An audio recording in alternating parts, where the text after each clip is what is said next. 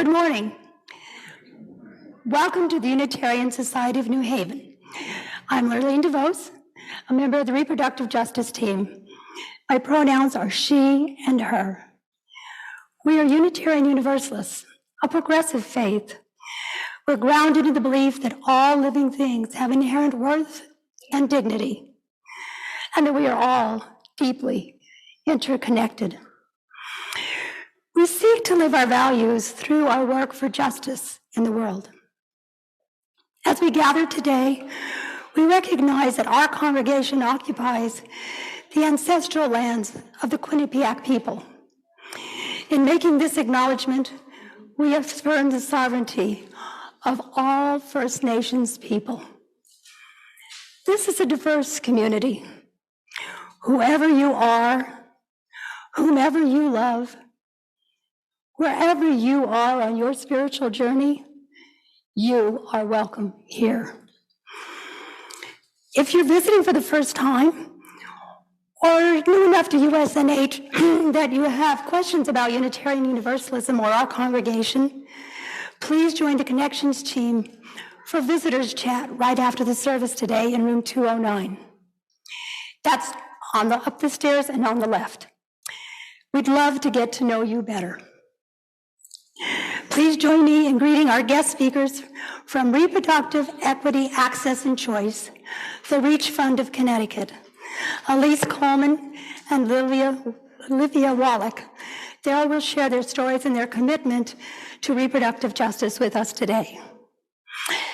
I want to give a special thank you to our hymn leader, Peggy Ray, and to our guest pianist, Betsy Goldberg. She's filling in for Bill Braun today because he's the guest pianist at Dixwell UCC.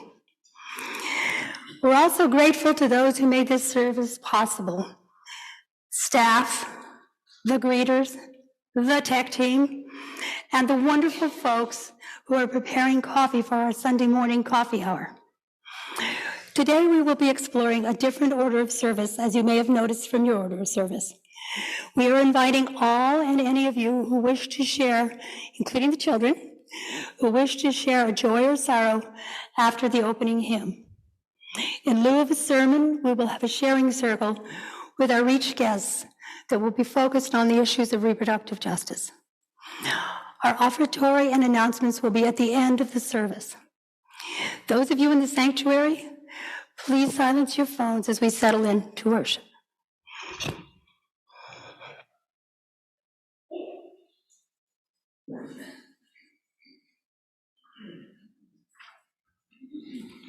We light this flame to ignite the sacred power of justice.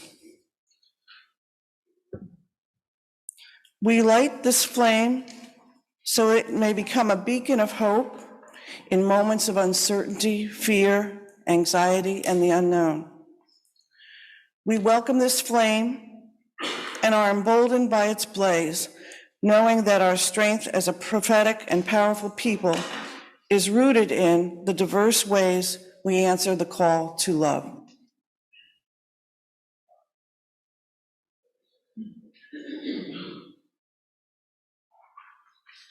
I invite you now to rise in body or in spirit and join in singing our opening hymn, number 128, in the gray hymnal, For All That Is Our Life.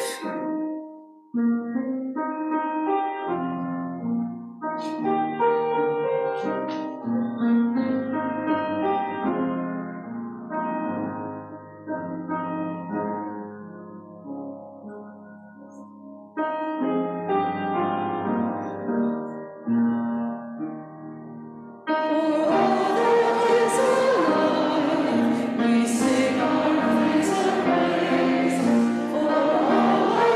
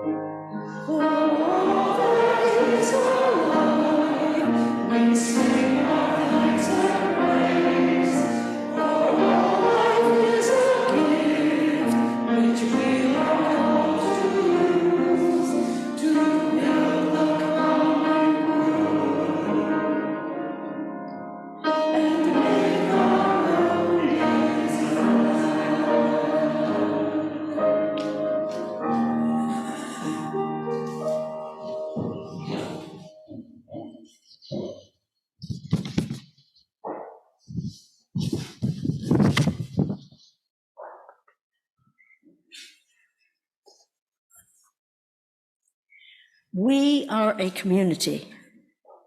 What affects one of us concerns us all. Today, some of us have come burdened with sorrows, needing the support and comfort of others. And some of us come brimming with joy and gratitude, ready to share the energy of our joy. This morning, you are invited to speak your sorrows and joys. Please share only your own concerns, and if you're under 18, please don't share your name. Jenna Mottman shares a sorrow. This week, her mom, Rita Woodall, lost her sister, Karen Cardenas, who was a member of All Souls UU Church in Tulsa, Oklahoma. If you have a sorrow to share, please raise your hand.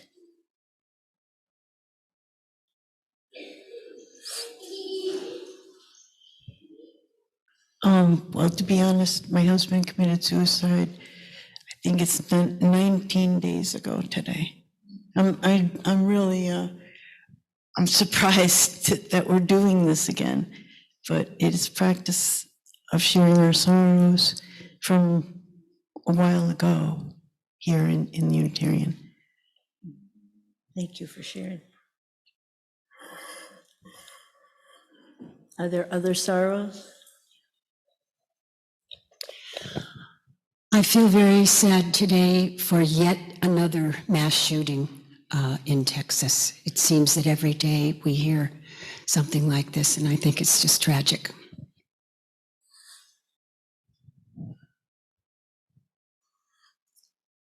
Any others? Thank you for sharing. And now let's share our joys. We have one sorrow that turned into a joy.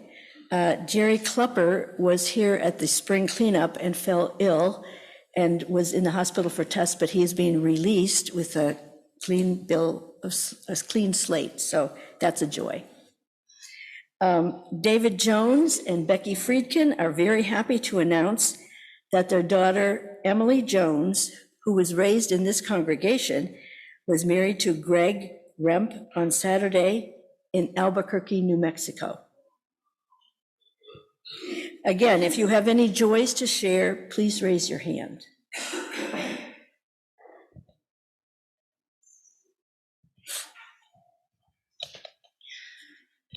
We have two granddaughters graduating from college this week, Shoshana and Citali.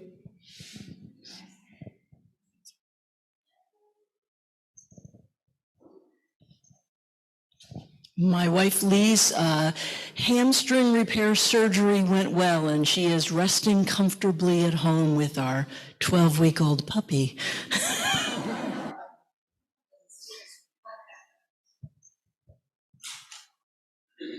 Other joys? Thank you all for sharing. Oh, here's one. Just 1 second. Here comes the mic. You're all the way over. Yeah, without the mic. Without the mic. We're happy. My family is happy, me not so much, because one of our cats just had kittens, so it was a stray. So we've adopted out all the kittens and the mother cat, but they're currently living in our bathroom.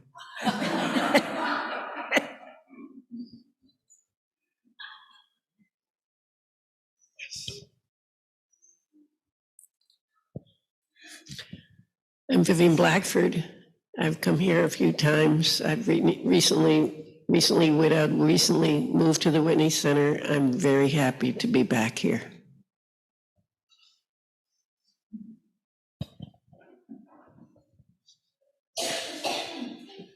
Thank you, everyone. In the coming weeks, let us reach out to one another, sharing our joys and supporting one another in our sorrows. Daryl and Rebecca McChesney will now escort the children to their classes as we sing hymn 1008.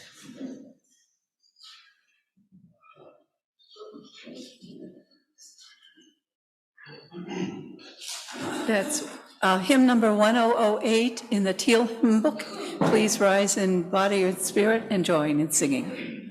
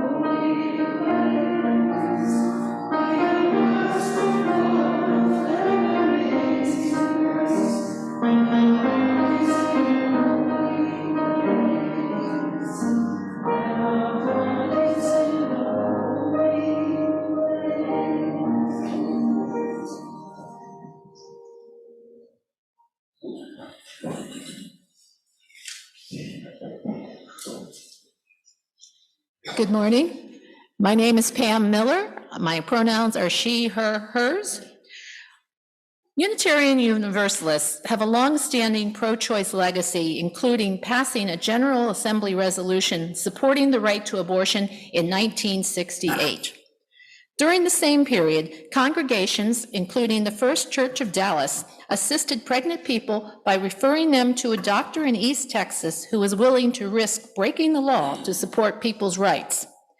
With the passage of the GA resolution, women in the Dallas congregation held a study group that included as a presenter Linda Coffey, one of the lawyers who would argue Roe v. Wade.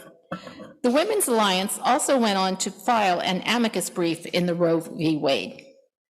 For many activists and advocates, the pro-choice movement focused too much on legalized abortion and not enough on actual access to abortion services, focused too much on the right not to have children and not enough on the freedom to have children. While people need the right to abortion, they need more than that to make a real choice. For many women, money is cited as the reason for abortion. The guarantee of economic security and childcare is essential to real choice. In response to this growing awareness and to the reproductive justice movement created by Sister Song Women of Color Reproductive Justice Coalition in June 2012, the General Assembly voted to make reproductive justice our congregational study action issue, acknowledging the need for broader focus. The reproductive justice movement was created in the 1990s by Sister Song, a coalition of 16 groups of women of color to promote the right of all women to have children, not to have children, and to raise their children in safe and healthy environments. The reproductive justice framework sees social justice issues as deeply interrelated. The framework emphasizes that a broad scope of social and political issues impacts a person's ability to exercise agency over when, how, and if they choose to give birth, have children, and raise their families.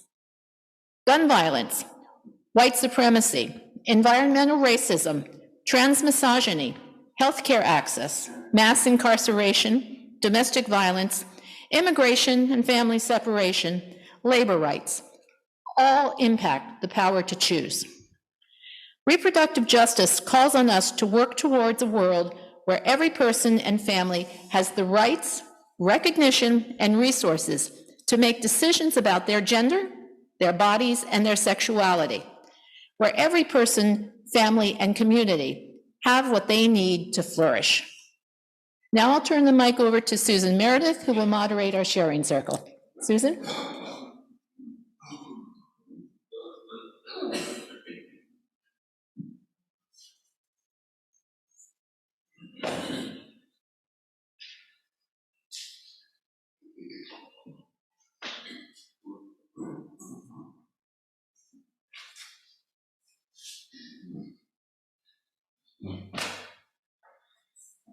Is this on?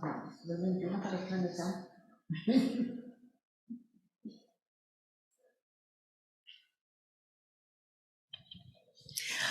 I'm Susan Meredith. My pronouns are she and her, and I think that I was chosen to moderate this because I, like some of you out there, worked on the issue of choice before Roe v. Wade was passed, and I'm still there. So this is, I'll let you each introduce yourselves and share what beliefs or experiences have called you to work for reproductive justice. Elise, would you like to start? Thank you so much, Susan. My name's Elise. I live in Milford. My pronouns are she and her. And this is my pal Olivia. We work for the Reach Fund of Connecticut. It stands for Reproductive Equity, Access, and Choice, as you can see here. And I'm here today because I've always been a feminist my whole life, and for most of my life I was a journalist, and I wasn't really allowed to, I was supposed to appear unbiased. I wasn't supposed to take one side or another, and then I got laid off, so now I can do what I want. And I really, I was motivated when Roe v. Wade fell, and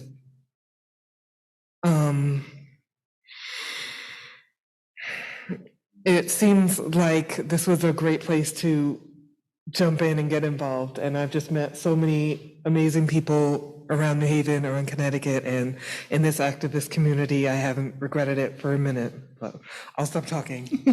Thank you. Hey everyone, my name is Livia Wallach. I use she, her pronouns, and I was called to get involved with reproductive justice and abortion access when I was a student at Wesleyan. I was a clinic escort, so I escorted patients from the sidewalk past protesters into an abortion clinic in Hartford. And then when I graduated from Wesleyan, I got a job in Tampa, Florida, and I started clinic escorting there, and the group that did it there was the Tampa Bay Abortion Fund. And at that point, I learned that there are so many barriers to access to abortion that aren't just legal. There are barriers to access when it comes to affording childcare, arranging transportation, potentially needing to travel, farther than a 20-minute radius. 80% of counties in the United States don't have an abortion provider. So all of these barriers to access really inspired me to think about abortion as, even if it's legal, that doesn't mean it's accessible. And so when I came back to Connecticut for work, I got involved with the Reach Fund and haven't looked back. Hi, I'm Manya Newton. I know almost everyone here. My pronouns are she, her. When I was in college, there was a woman named Laura. She had shirts that said, keep abortion legal. This was in the early 90s and baffled me because everything had been settled with Roe v. Wade. Why was she wearing these shirts? She also had anti-racism shirts that confused me because that had all been fixed as well.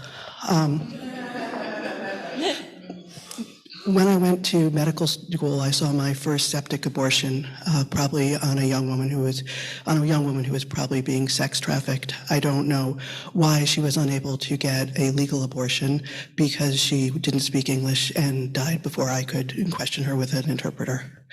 This led me to get involved with Medical Students for Choice and Physicians for Reproductive Health Care. When I was in residency, one of my friends was trapped in a very unhappy marriage and became pregnant. She was able, because she was rich and white and involved in the healthcare system, to easily get an abortion.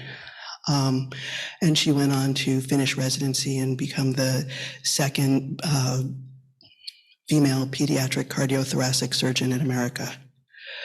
When I was an attending, one of my nurses had a much wanted, much tried for pregnancy, and she discovered at a late ultrasound that her fetus had no kidneys, which is a condition incompatible with life and leads to something called oligohydramnios, where you have not enough amniotic fluid in your uterus. Every day to work, she would show up in tears, having passed a billboard on the highway that said, "Every life's precious. Fetuses can feel pain at 11 weeks," which they can't, but, and knowing that her much wanted fetus was being crushed to death inside her, she finally was able to be induced at 37 weeks after carrying basically a dead baby for more than 2 months. And the doctors, her son lived for 7 breaths, and the doctors wouldn't let her see him because he was too malformed, and they felt that it would be too distressing for her. She attempted to take her life the next year. Abortion is healthcare. Abortion saves lives. Abortion is justice.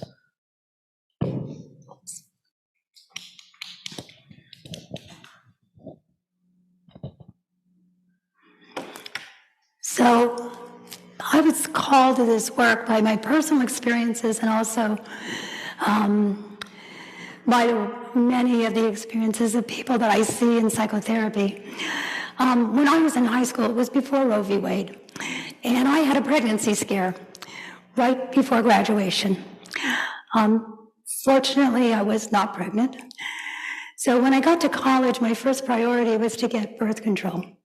So I went to a gynecologist who informed me that he needed my mother's permission before I could get birth control. So that was pretty concerning. So I went to Planned Parenthood and received wonderful, warm, affirming, non-judgmental, loving care. It was a godsend. When I got to graduate school, Roe v. Wade was now in place. But abortion still cost money, and so my best friend in graduate school and I were living on stipends, graduate school stipends, which, if you've ever been on one, is not a whole lot of money. So our first priority was to create our abortion fund, because REACH wasn't around, so we put our money together and kept in touch with each other constantly around making sure that we had the money we would need if our birth control failed. It didn't. So one summer I went home from graduate school, and my mother, I don't know how she decided I was the right age now, said to me, "Honey, if anything goes wrong, I know what I know. I had an abortion in the 1930s. That was the most empowering, I have to tell you, it was so empowering to hear that it was okay, that my mother wasn't ashamed, and that there was another woman who was there for me. So that's a lot of what's called me to this work. There's so many reasons that women I've seen in therapy have sought the health care of abortion. They come to me for discernment. So some people have come because they're not sure what to do, and they've made the decision that they want an abortion. And some people come, and what they really want is an affirmation that even though they know that the child may have a disability, that that's okay way to form their family. So I really think, for me, my job is to be able to help people discern what reproductive choice looks like for them, and then to help them access the services that they need in order to do that. USNH has a long-standing commitment. Oh, thank you. USNH has a... At the bottom. Thank you. USNH has a long-standing commitment to both anti-racism work and to LGBTQIA plus rights. How can REACH help us live our values of seeking equity and inclusion? And how is reproductive freedom linked to these other values we hold? Thanks, Susan. Well, I don't have a personal abortion story, but I chose to get involved with REACH because I'm a big fan of practical help and mutual aid. Our friend Nancy, who is an OBGYN and a member of our board, couldn't be here, but she likes to say funding abortion is community care. It's practical support for people who need it when they need it. And my experience, like I said, I don't have a personal abortion story, but my experience is of a Black woman in America. And it's disturbing to me to see this country shifting toward the right so far and so quickly in a short amount of time. And I think there's just been a persistent narrative in the right wing that the higher rates of abortion among Black women in this country are due to some kind of pathology among us, and it's a lie. It's we have higher rates of abortion because of various factors that we've always faced as a community, such as low income and more violence and fewer opportunities, and it's because of white supremacy. And we need all of your support, especially at this time when the maternal mortality rate among Black women is just staggering. And it's offensive that they're forcing us to give birth under conditions like that.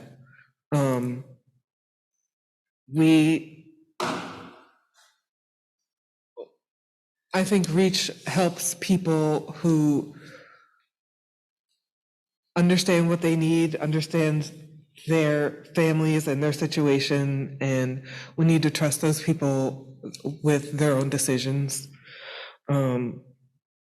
Black women were forced to breed, to give birth, to produce laborers for this country for hundreds of years, and we're not going back to that. We also don't want to go back to the days of being forced or coerced to undergo sterilization, which happened for many years to many different kinds of people of color in this country. And we need all of your support. We want you to look out for this anti-abortion movement, this white supremacist movement, this anti-trans movement. They're all really linked. They know how they're connected, and we need to see how they're connected too.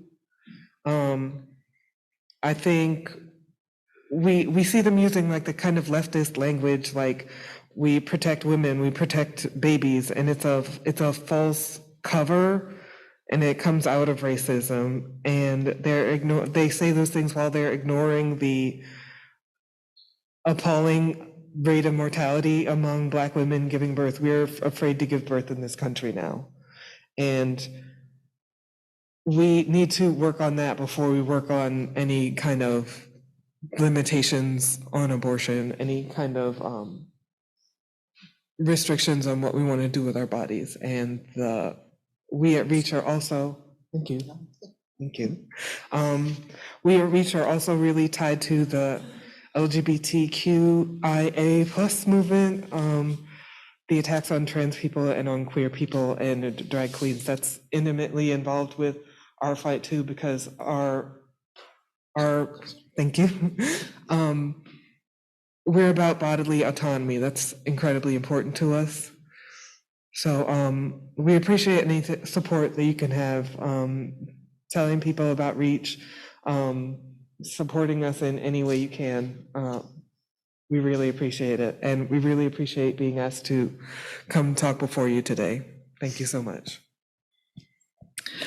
I'm not sure I can follow that. One of the things that I wanted to share from what Alice was saying is that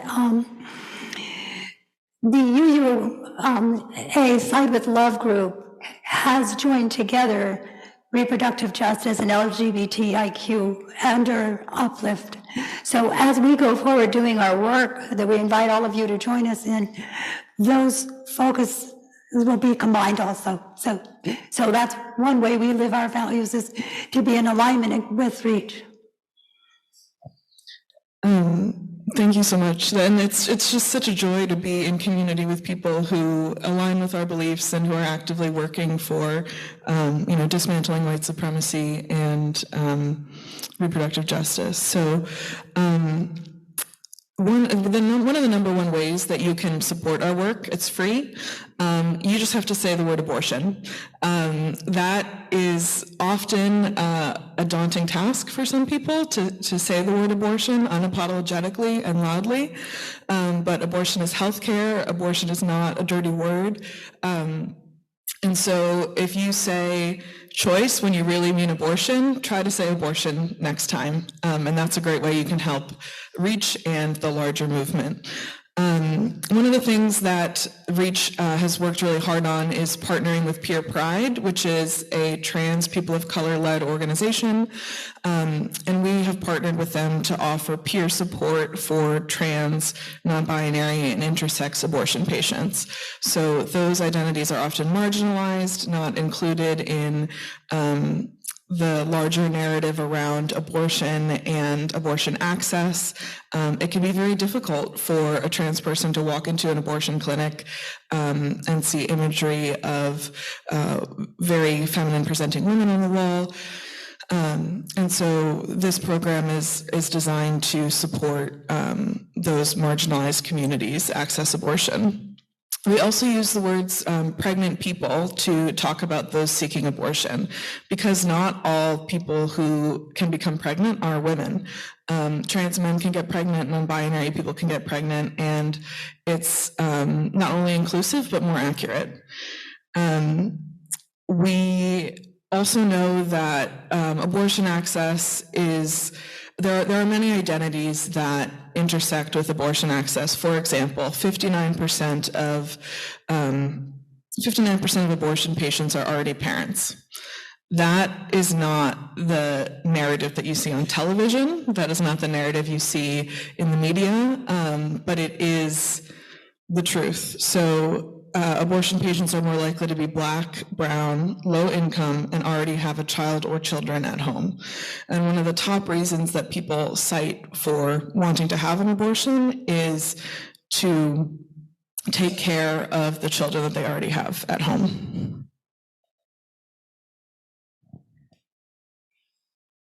Susan, I'm not sure how I can contribute to talking about Reach besides saying that it's a wonderful organization. So.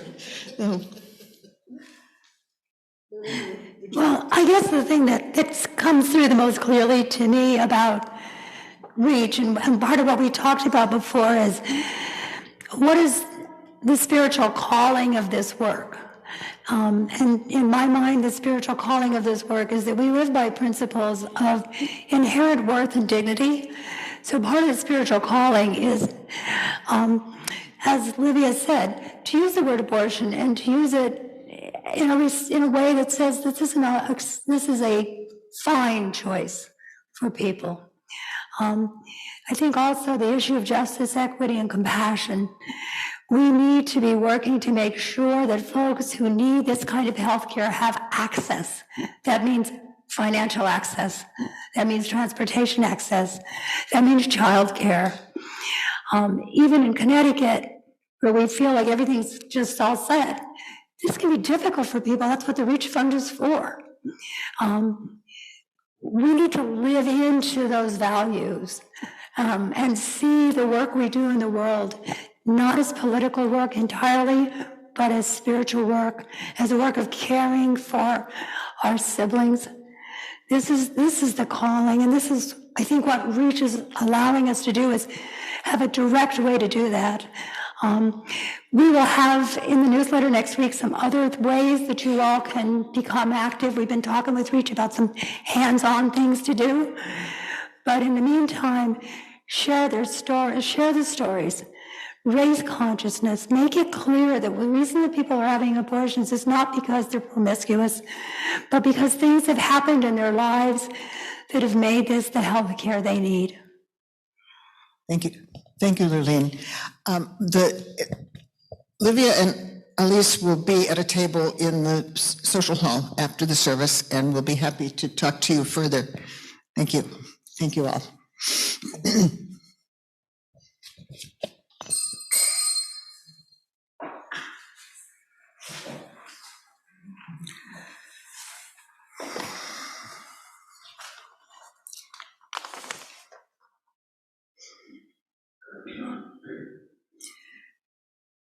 Now I'd like you to share with me a moment of reflection.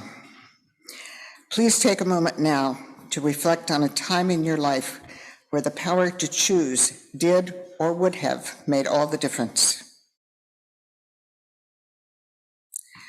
This is a blessing adapted from Reverend Greta J. Seidel. Everyone loves someone who had an abortion. And let's talk about the flip side. If you had an abortion, you are loved. If you've never told a soul, or if you share your story regularly, you are loved. If you are confident in your decision or wonder if it was the right choice, you are loved. If you are a queer, non-binary, trans, two-spirit, or a cis woman, you are loved.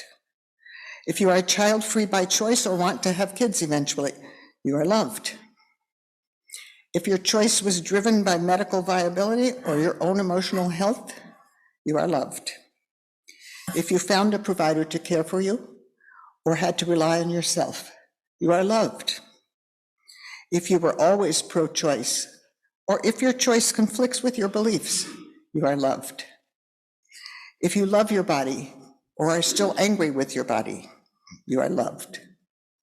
If you believe God loves you, or you believe in nothing divine at all, you are loved. If you find yourself reflected here, or your truth is more than words and ink can post, you are loved. Please share a moment of silence.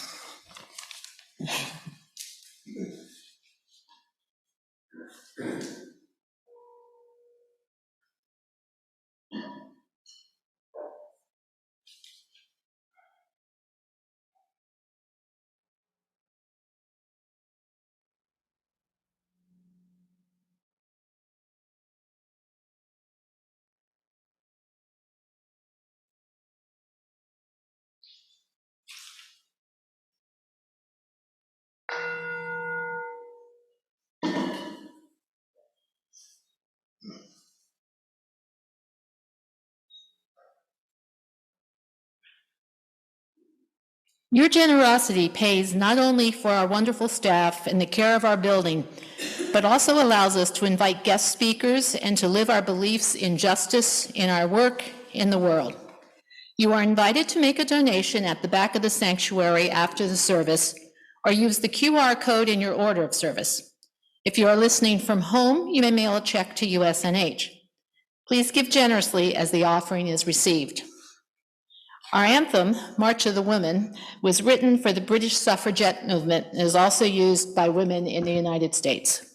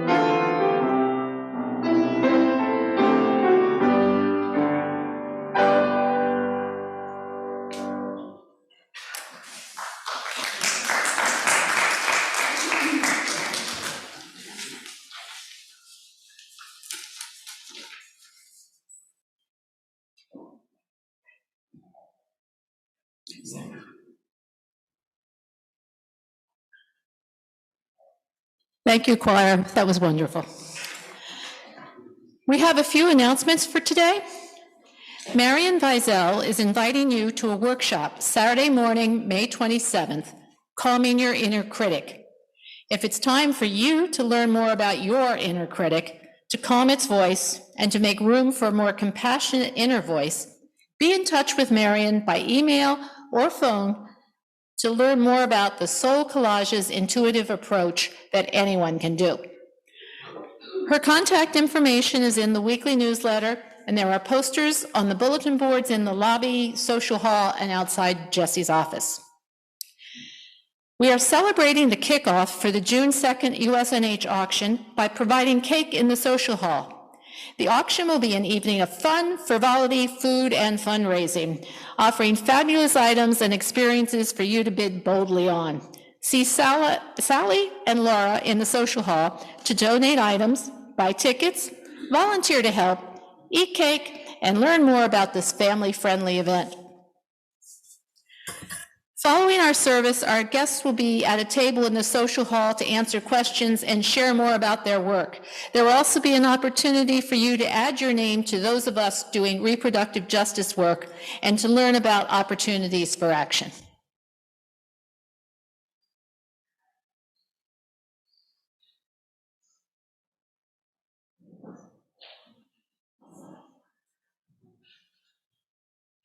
I invite you now to join in singing the final hymn, number 170 in the gray hymnal, verses 1, 2, 4, and 5.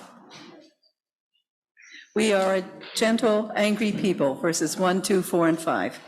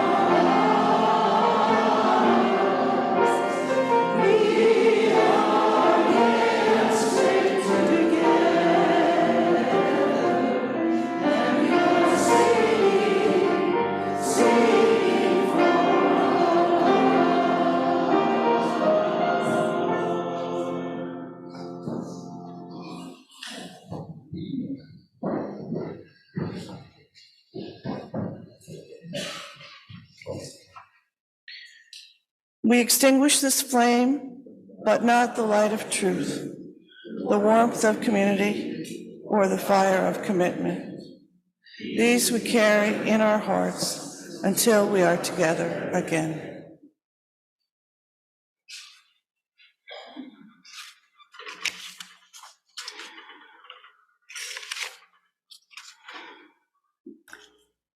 Abortion, excuse me, abortion is not just a deeply personal choice and a fundamental right. It can also be a blessing. It is a life-saving medical procedure. It is a choice that can help us heal from violence. It is a doorway to a different life. It is a blessing so many people who, for whatever reason, are not in position to have a child. So I say thank you and bless you to all the doctors and nurses and clinicians who provided abortion care, often at great personal risk. I say thank you and bless you to all of those who have stood at the doors of clinics and escorted patients with love and compassion in the face of hate and shame. I say thank you and bless you to all the friends and partners and family members who have supported loved ones through the process. I say thank you and bless you to the elected officials, the activists, and the organizers who keep fighting year after year to keep abortion legal, safe, and available to all who need it. And I say thank you and bless you to all of you who are here today. To all of you who have had an abortion or loved someone who has. You are loved and supported in your choice and in the life that you live today because of that choice. As we go forth from this moment and out into this beautiful, heartbreaking world, we are renewed by the strength we have found in one another. We will fight shame with love. We will fight violence with compassion. We will fight the language of domination with songs of liberation and grace. And we know that we are not singing alone.